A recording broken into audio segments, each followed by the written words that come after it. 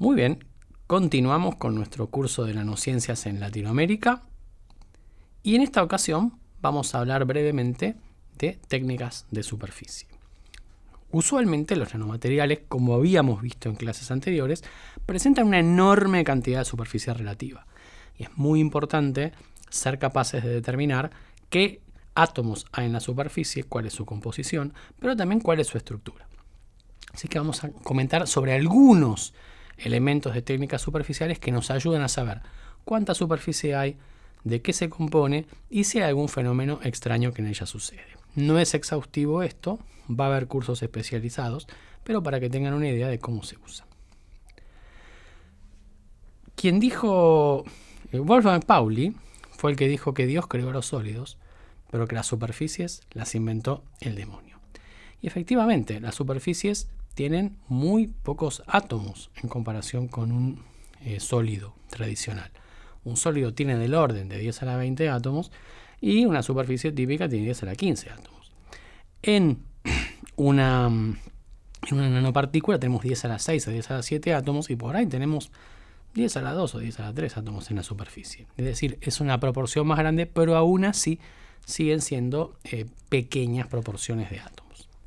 Entonces, no es tan sencillo distinguir cuál es un átomo superficial y en cuánto ese átomo superficial es diferente a un átomo del interior. Vamos a mostrar algunas técnicas, no todas, que nos ayudan a contar cuánta superficie hay, técnica de absorción, saber qué fenómenos de carga ocurren en la superficie, determinación de carga superficial, algunas técnicas que nos ayudan a saber qué especies químicas hay en superficie, espectroscopía de fotoelectrones, y algunas técnicas muy avanzadas que nos hablan sobre la textura en las superficies. Para que no volvamos al refrán de Pauli que las superficies las inventó el demonio. Bueno, si uno tiene una superficie, uno necesita contar cuántos sitios ocupa esa superficie. La manera más sencilla de hacerlo y más extendida de hacerlo es absorber moléculas y contar cómo esas moléculas se posan sobre una superficie, cuántas moléculas se posan por unidad de área. La técnica habitual de esto se conoce como absorción de gases, en particular la absorción de nitrógeno. ¿Cómo es esto? Básicamente se toma la muestra, se pone en un recipiente en vacío y luego se agregan pequeñas cantidades bien contabilizadas de nitrógeno y se mide la presión de equilibrio. ¿Por qué la presión de equilibrio? Porque el nitrógeno a 77 Kelvin puede condensar sobre la superficie y al condensar sobre la superficie va ocupando lugares y se va particionando con el nitrógeno que está afuera.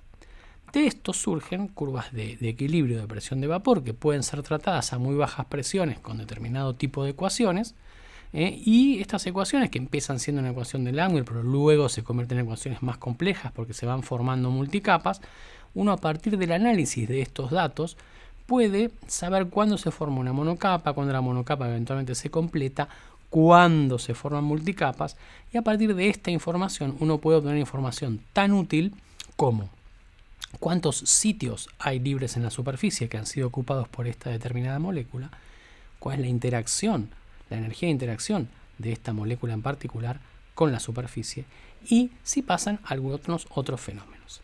Este tipo de análisis se conoce típicamente como análisis Brunauer-Emmett-Teller, el más extendido, y hay otros tipos más diferentes de análisis, nos permiten censar la cantidad de superficie específica que está expuesta en nuestras nanopartículas, que generalmente es alta. Por supuesto, no solamente las moléculas pueden depositarse en la superficie, sino que una vez adentro pueden formar multicapas, y en el caso de que haya nanoporos,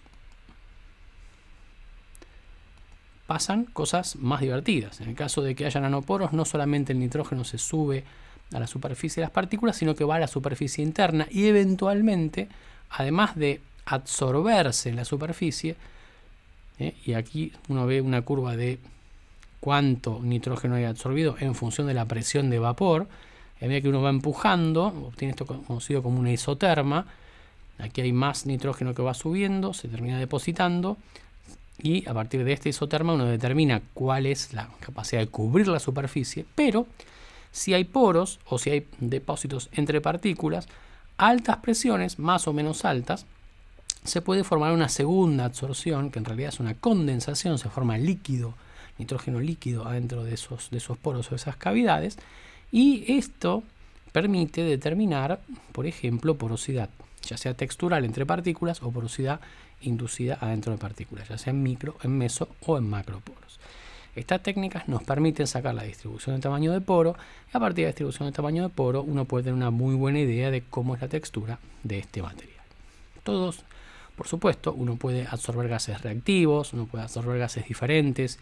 Hay una gran variedad de técnicas de caracterización de porosidad que serán el objeto de una clase especial, como todas las técnicas de este módulo. Uno también puede tomar una nanopartícula coloidal, someterla a un campo. Cuando uno tiene una partícula coloidal en una solución, lo que más probablemente ocurra es que haya un exceso de carga positiva o negativa en la superficie, y esa partícula se va a estar moviendo con una atmósfera iónica. Esto lo vamos a ver, probablemente lo hayan visto, lo veremos en la clase de coloides, pero esa partícula tiene una cierta respuesta a un campo eléctrico. Es decir, si uno aplica campos eléctricos puede sacar la movilidad, y a partir de la movilidad, en función de qué es la velocidad debido al campo eléctrico, uno puede sacar mucha información interesante sobre tanto la carga superficial como el punto isoeléctrico, es decir, cuáles son las condiciones de pH, por ejemplo, en la cual la movilidad es nula debido a que la partícula no está cargada. Estas son cantidades sumamente importantes en nanomateriales porque nos muestran cuál es la superficie expuesta, cuál es la carga de la superficie y qué es lo que sucede cuando esta partícula está suspendida en una suspensión, en un solvente dado.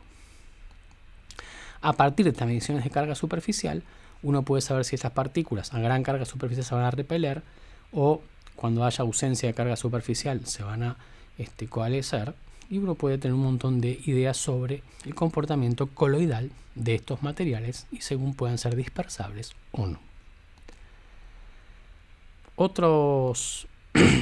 Otra técnica que es extremadamente importante porque nos permite especiar, ver qué átomos hay en la superficie, pero también especiarlos, es la espectroscopía fotoelectrónica de rayos X, conocida también como XPS, X-Ray Photoelectron Spectroscopy.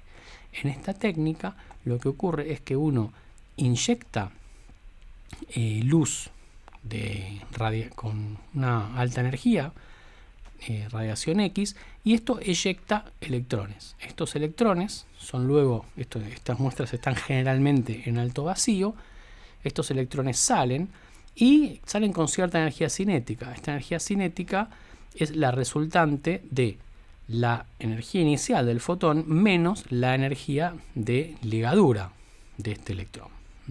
Estas energías de ligadura de estos electrones dependen del efecto fotoeléctrico, de la función trabajo, y la función trabajo a su vez va a depender de cuáles sean los niveles de llegada, de partida y de llegada. Con lo cual, como estos niveles atómicos se van a mover con la coordinación, por ejemplo, o con el entorno químico, uno puede, analizando mediante un espectrómetro de masas la energía de los electrones eyectados, que equivale a la cinética menos la de ligadura, y teniendo en cuenta que la energía de ligadura está relacionada con el entorno químico, uno puede obtener este tipo de espectros. Este tipo de espectros lo que me dice es que aquí tenemos una absorción para cada tipo de átomo, dependiendo de la energía cinética con la que estos átomos salen, y uno tiene zonas, por ejemplo, donde están los átomos de oxígeno en este borde particular, los oxígenos del 1s, el carbono 1s, con lo cual esto es elemento selectivo. Otra cosa que es importante es que si bien los rayos X tienen una profunda penetración, los electrones fotogenerados no tienen un camino libre medio alto, porque están dentro de un sólido y fácilmente se pueden recombinar con otros electrones o pueden terminar termalizados. Es decir, solamente los electrones que están realmente afuera son los que salen y son detectados. La energía cinética a la cual salen los electrones depende de cuál es el entorno químico, y uno puede, mirando finito aquí adentro para determinado átomo, es decir, centrándose en el carbono, centrándose en el oxígeno o en el átomo que corresponda, uno puede observar cómo es la dependencia energética de la energía de ese orbital con el número atómico y también más finamente con el entorno químico, y puede obtener este tipo de espectros. Cuando uno mira finamente ahí adentro, uno observa que hay diversas transiciones, y estas diversas transiciones uno las puede asignar a los diversos entornos químicos, en este caso de moléculas de carbono depositadas sobre una superficie. A partir de acá, uno puede tener una muy buena idea de cuáles son las especies químicas que existen cerca de la superficie. Acá hay algunos ejemplos interesantes. Por ejemplo, son materiales híbridos, son óxidos de circonio que tienen grupos amino colgando. Si uno mira solamente el nitrógeno, muestras expuestas a diferentes pH. Uno ve que a pH alcalino tiene una absorción aquí que corresponde al grupo amino, y a pH ácido uno tiene muestras que corresponden al grupo amonio y al grupo amino. Fíjense que a pH incluso muy ácido tenemos una buena cantidad de grupos amino y no amonio. Entonces esto significa que estas especies no todas están colgando hacia el exterior, sino que muchas de ellas están enterradas adentro de este gel. Con lo cual esto es muy importante, esta técnica es muy importante porque nos permite estrictamente decir, bueno, podemos censar cuál es el entorno químico de las especies dentro de los materiales. Por último, para contar un poco muy brevemente, les voy a comentar sobre una técnica que fue muy revolucionaria en su momento, terminó siendo muy revolucionaria por nuestra manera de ver directamente el espacio, que es lo que se conoce como microscopía de efecto túnel. Es una microscopía que, a diferencia de la microscopía electrónica, se basa en un efecto cuántico llamado efecto túnel. El efecto túnel, ¿qué nos dice? Nosotros en la vida real, cuando estamos jugando al frontón con una pelota de tenis, le pegamos a la pelota, y la pelota no puede pasar la pared a menos que tiremos un cañonazo y la pelota perfore la pared, o que la tiremos por arriba, es decir, que la pelota tenga energía suficiente para atravesar esa barrera mecánica. En cuántica esto no pasa. Si yo en cuántica tengo un electrón y hay una barrera finita de energía, aunque el electrón no tenga la energía suficiente para pasar esa barrera, va a tener una probabilidad no nula de atravesarla. Puede ser muy pequeña. Cuanto más chica sea esta barrera, más grande es esa proporción. Esto fue utilizado ventajosamente en los años 80. Los inventores ganaron el premio Nobel. Y de esta manera se pone una punta muy finita metálica en contacto con una superficie metálica y se establece una corriente túnel. Esta corriente túnel es la probabilidad de que a cierto voltaje un electrón pase de esta punta a este conductor. Por supuesto, el voltaje no es muy alto, sino habría una corriente constante. Esta constante es exponencialmente decreciente con la distancia. Es decir, cuanto más cerca esté, es exponencialmente creciente con la distancia. Es decir, cuanto más cerca esté la punta, más probable es que esta corriente ocurra. ¿Para qué sirve esto? Si uno puede moverse sobre una superficie con mucha precisión, puede registrar de una manera muy precisa las distancias y la topografía de esta superficie. Esto se conoce como microscopía de efecto túnel. Esto es maravilloso, no voy a ir a los detalles, pero esto es muy interesante. Aquí están los detalles para quien quiera ver las ecuaciones y verlo de una manera más formal. Pero básicamente lo que tenemos es un equipo que permite pasar por una superficie y hacer una visión topográfica, como esta visión de átomos de silicio en una superficie reconstruida de silicio cristalino, obtenida, es una imagen clásica obtenida por científicos de IBM hace más de 30 años. Entonces uno hace como un braille molecular, uno va pasando con una punta por aquí, va sintiendo las corrientes, va graficando esa corriente en función del espacio y obtiene la densidad, digamos, lo que obtiene es una imagen topográfica del asunto. Esta es una técnica que ha sido usada muchísimo. Aquí hay, por ejemplo, porfirinas sobre una superficie. Aquí hay un corral cuántico de átomos. Aquí está la imagen de IBM. Son imágenes que tienen más de 30 años, que hoy en día son ya clásicos. Esto puede seguir utilizándose ya para ver estructuras moleculares.